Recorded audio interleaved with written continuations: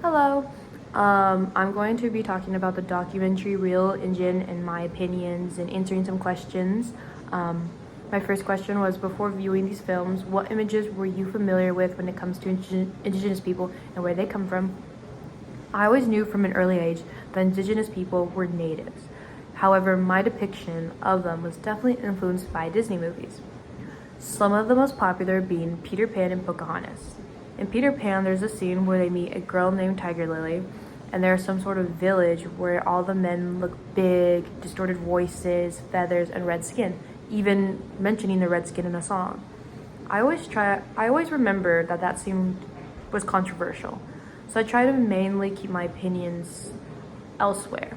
However, based on the Pocahontas movie, which seemed innocent, with songs representing people's understanding of differences such as color of the wind, I honestly always thought of the movie as a prime example of indigenous people in true transparency.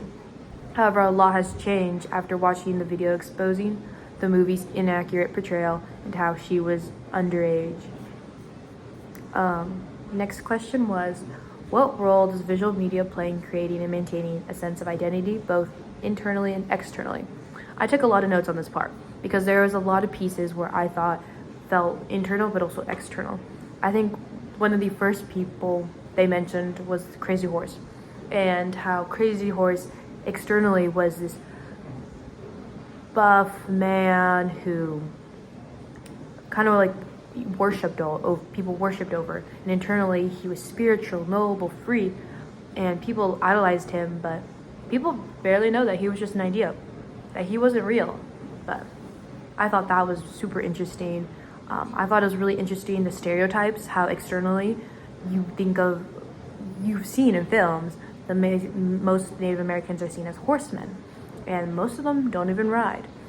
Also, during like the silent era, there was films like The Silent Enemy or like Vanishing People, Starvation Talk. Those films got so popular with putting Native Americans in them. Like, so many people wanted to watch Native Americans. It was the popular what filmmakers wanted.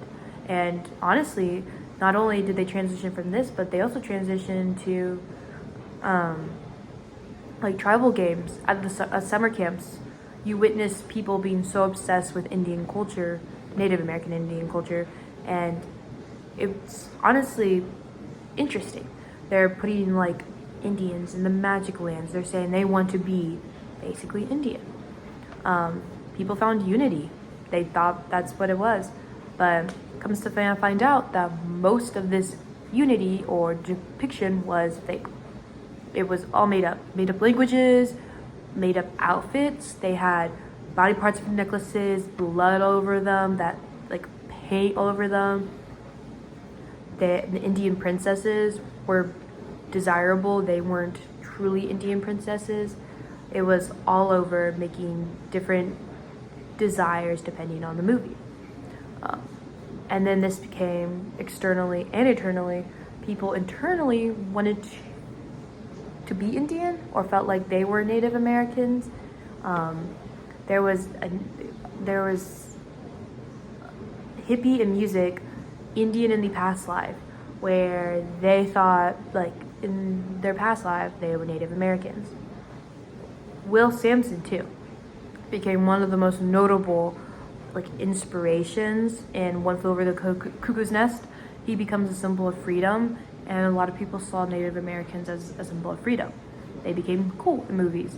But sooner or later, filmmakers decided to do more and actually start using real language, real history, and kind of showing that Native Americans are here.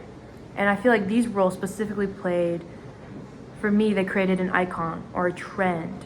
And I think that honestly has impacted my thinking. However, over time, for representation and identity, I hope more of the truth comes out, and I think they are starting to get the truth.